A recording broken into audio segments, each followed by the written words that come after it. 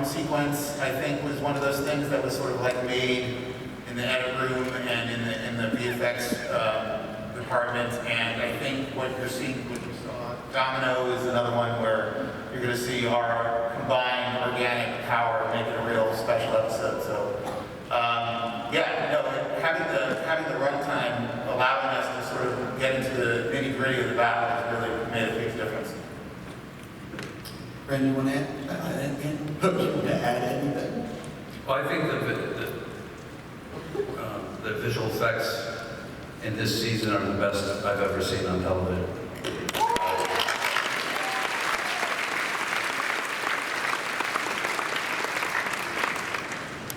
And the best is coming. We still have 2 episodes left there. That's so crazy. What about so fast?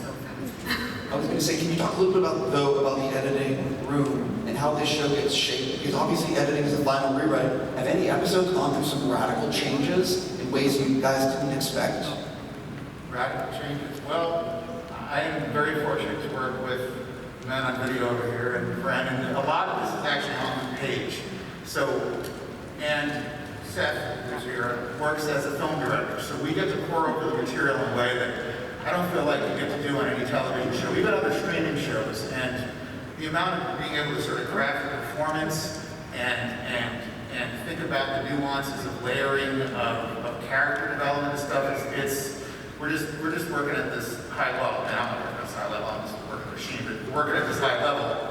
And I think probably the biggest thing, and maybe Seth can chime in or agree, is that when we saw in season 2 of all things, the aftermath of the Kalon battle, and obviously that was a 3-minute battle that got expanded in 7 minutes, and the sheer death and destruction and the emotionality of it all, that we realized that we had to serve that story even harder, and I think we reacted to the fan base of it too, and I feel like, if anything else, that has set our course,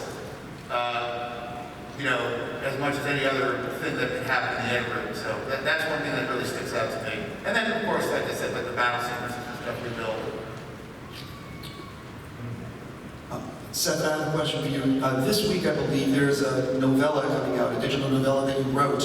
Can you sort of talk about what it's about, what went into the decision to do this thing, to write it?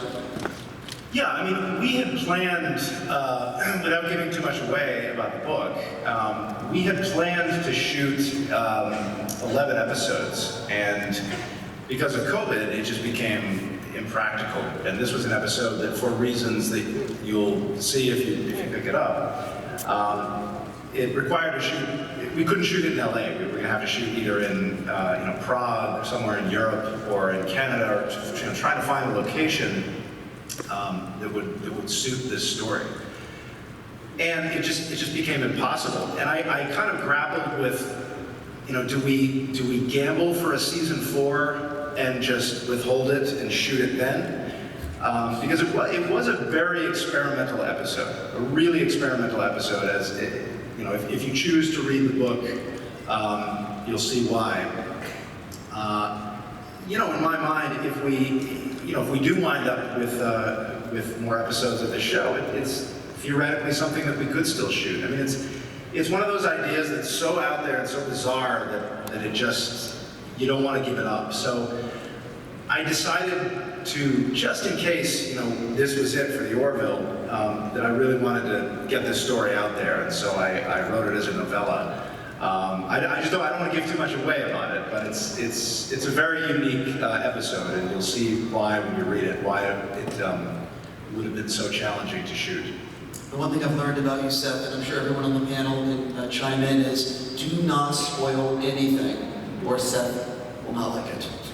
I'm joking around, obviously, but guarded. No, look, when I watch any show on television that I watch regularly, I personally try not to read any kind of summary, or I don't want to know anything about it before I watch it that week. Even if I'm binging something that's already been on the air, I don't read the episode description. I want to be completely surprised, and I you know, whether erroneously or not, like to think that maybe there are other people out there who watch TV the same way, and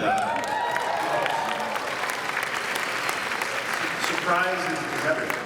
And you know, whether it's a joke that surprises you in comedy, or whether it's a plot twist that surprises you in a suspense or thriller or drama, it's everything. Surprise is everything in storytelling, and so we try to preserve as much of it as we can.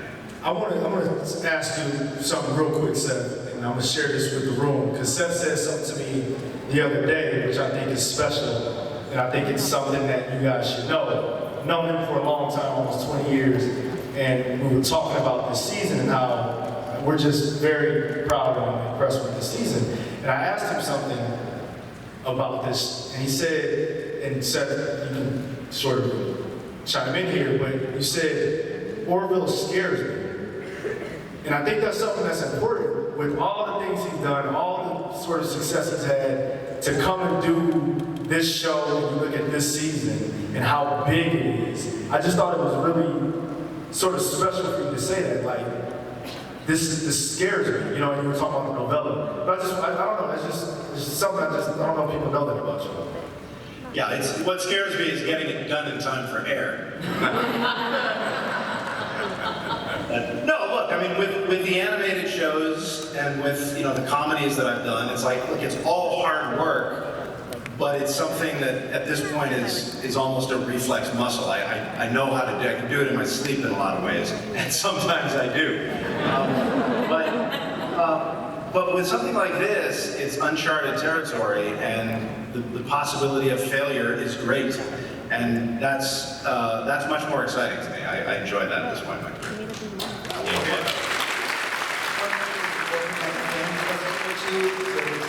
Have a question? Let's see, if not, believe me, I have tons of questions. No,